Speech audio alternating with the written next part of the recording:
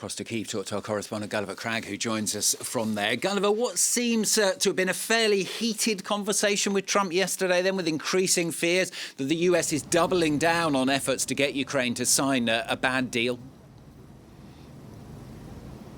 Yes, absolutely. You won't hear Volodymyr Zelensky saying as much publicly, of course, but there is great alarm and dismay in Ukraine about the way Donald Trump has sharpened his rhetoric against Kyiv in recent days, and the way that he seems so determined to get a peace deal almost at any cost, and the fact that this does look in a way as if the main reason for the urgency, or at least one of the big reasons for such urgency on his part, is that he wants to open up the way to lifting sanctions against Russia and do deals that would benefit his close associates, such as Jared Kushner, his son-in-law. And so the Ukrainians are looking on at this aghast. The way that Donald Trump was pushing for Ukraine to hold elections, that's become something that he keeps referring back to, even though there is no appetite for elections in Ukraine. 57% of Ukrainians said that they do not want elections. The opposition parties, which polls say would win parliamentary elections, also do not want elections. This is being seen in Ukraine as Donald Trump wanting to get Volodymyr Zelensky out of the way, thinking that a different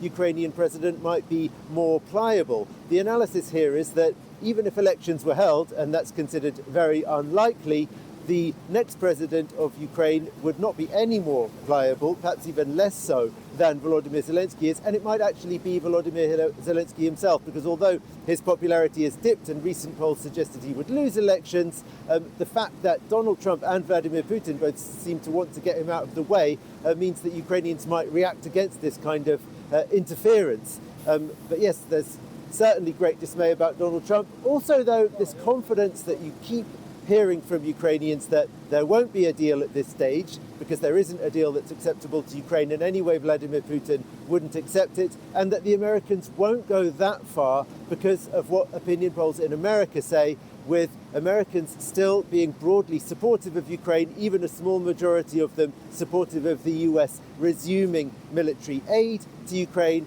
and of course members of Congress, including Republican ones, very much against the current line taken by Donald Trump.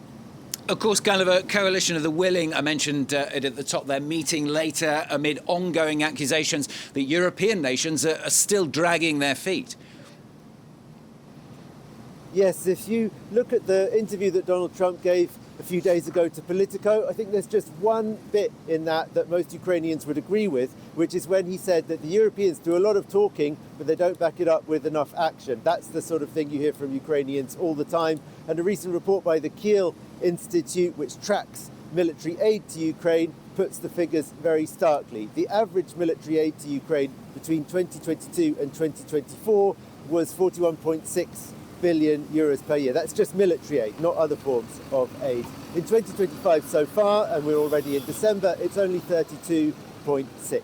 So there is a massive shortfall. The Americans stopped providing military aid. Some European countries increased their aid significantly. That includes France, the UK and Germany, but others did not, and others have reduced it. So at the moment, the Europeans are not making up the shortfall in aid to Ukraine, which is, of course, as needed now as it ever has been since 2022. Gulliver, thanks very much. Gulliver Cragg there, a correspondent joining us from Kyiv. Well, let's